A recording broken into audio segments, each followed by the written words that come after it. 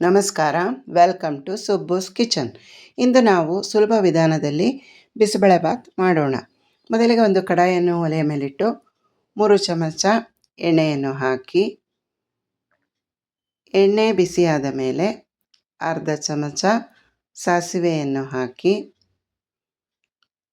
ಸಾಸಿವೆ ಚಟಗುಟ್ಟಿದ ನಂತರ ಒಂದು ಈರುಳ್ಳಿಯನ್ನು ಹೆಚ್ಚಿಟ್ಟುಕೊಂಡಿದ್ದನ್ನು ಹಾಕಿ, ಅದು ಸ್ವಲ್ಪ ಫ್ರೈ ಆದಮೇಲೆ ಅದಕ್ಕೆ ಒಂದೆರಡು ಕಡ್ಡಿ ಕರಿಬೇವಿನ ಎಲೆ ತೊಳೆದಿಟ್ಕೊಂಡಿದ್ದೆ, ಅದನ್ನು ಒಗ್ಗರಣೆಗೆ ಹಾಕಿ ಚೆನ್ನಾಗಿ ಫ್ರೈ ಮಾಡಿಕೊಂಡು,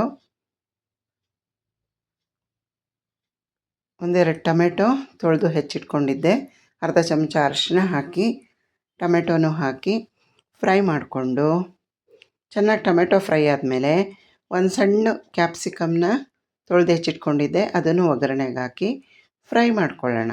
ಒಗ್ಗರಣೆ ಫ್ರೈ ಆದಮೇಲೆ ಅದನ್ನು ಪಕ್ಕಕ್ಕೆ ತೆಗೆದಿಟ್ಕೊಂಡು ಒಂದು ಕುಕ್ಕರ್ನ ಒಲೆ ಮೇಲಿಟ್ಟು ಬಿಸಿಯಾಗಿ ನೀರು ಕಾಯಿಸ್ಕೊಂಡಿದ್ದೆ. 1 ಬಟ್ಲು ಅಕ್ಕಿಗೆ 6 ಬಟ್ಲು ನೀರು ಬಿಸಿ ಮಾಡಿಟ್ಟಿದ್ದೆ. ಆ ನೀರನ್ನು ಹಾಕಿ ತೊಳೆದು ನೆನೆಸಿಟ್ಕೊಂಡಿರೋ ತೊಗರಿಬೇಳೆ, ಅರ್ಧ ಮುಷ್ಟಿ ಕಡಲೆಕಾಯಿ ಬೀಜ ಹಾಕಿ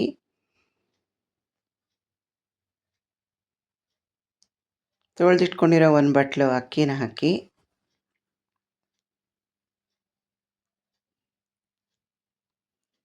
ರುಚಿಗೆ ಬೇಕಾದಷ್ಟು ಬಿಸಿಬೇಳೆಬಾತ್ ಪುಡಿ, ನಾನಿಲ್ಲಿ 2 ಚಮಚ ಬಿಸಿಬೇಳೆಬಾತ್ ಪುಡಿ ಹಾಕ್ಕೊಂಡಿದ್ದೀನಿ. ರುಚಿಗೆ ತಕ್ಕಷ್ಟು ಉಪ್ಪು,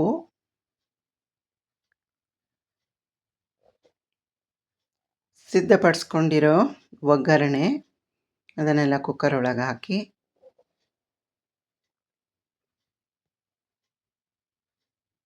ತೊಳೆದು ಹೆಚ್ಚಿಟ್ಕೊಂಡಿರೋ ತರಕಾರಿಗಳನ್ನ ಹಾಕಿ, ಬೀನ್ಸು, ಕ್ಯಾರೆಟು ಮತ್ತು ಆಲೂಗಡ್ಡೆ ಹೆಚ್ಚಿಟ್ಕೊಂಡಿದ್ದೆ, ಅದನ್ನು ಹಾಕಿದ್ದೀನಿ.